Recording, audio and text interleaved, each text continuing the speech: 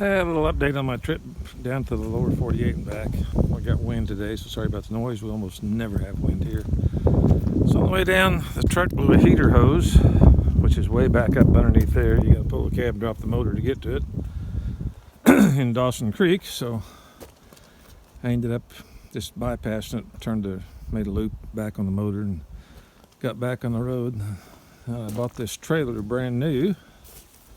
Actually a pretty nice trailer, and I loaded it up and got ready to take off, and this brake right here was smoking like crazy and the others were hot. So I took it back, pulled all the hubs, adjusted the brakes completely down to where they weren't touching anything, put them back on, took off the next morning, and about 70, 80 miles away, this one was hot again. So I don't know what's up with that.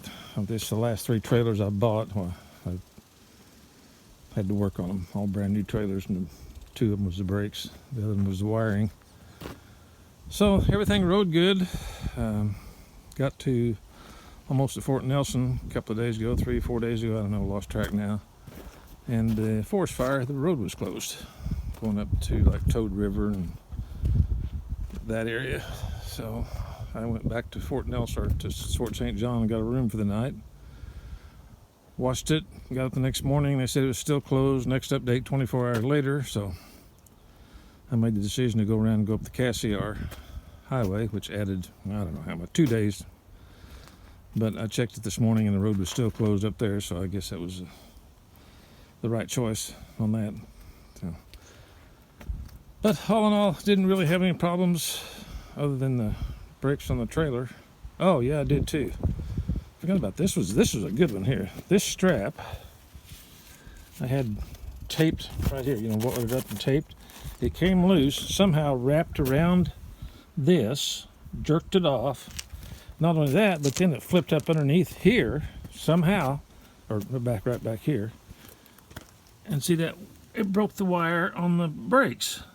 That's the only thing that could have been, because it's pulled out. It's been pulled. It's not been cut off. It's because the strands are that way. So I don't know how that happened, but it did. Luckily, I was outside of Roundup, Montana, and I caught it. So went back into Auto Parts, and they had a cap for it. And so I got the cap. Of course, they didn't have a grease gun, so I bought a grease gun, and we spent 20 minutes trying to get it to work. And they said, yeah, we have a lot of trouble with those. Of course, they told me that after I bought it.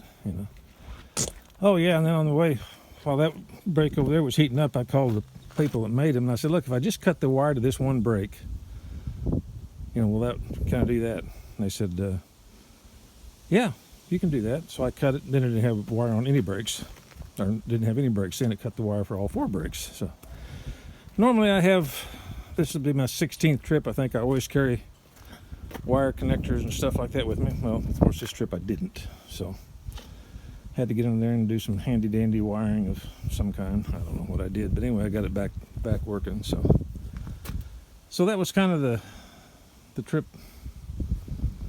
down and back. Other than that, everything went okay. Trailer pulled good. Of course, it's just about loaded to the max. It's 14,000 pounds, but I'm pretty well not far from. Give me a 10,000 payload. I'm not far from that.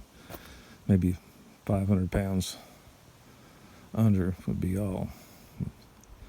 But I got stuff up here I need, and I'll give you a little update. It's a little mini excavator Chinese job, so I'll give you an update on that when I get it unloaded and do a little work with it. So we'll see how it works out. My trusty Bobcat I've had for, 20 years probably, a long time.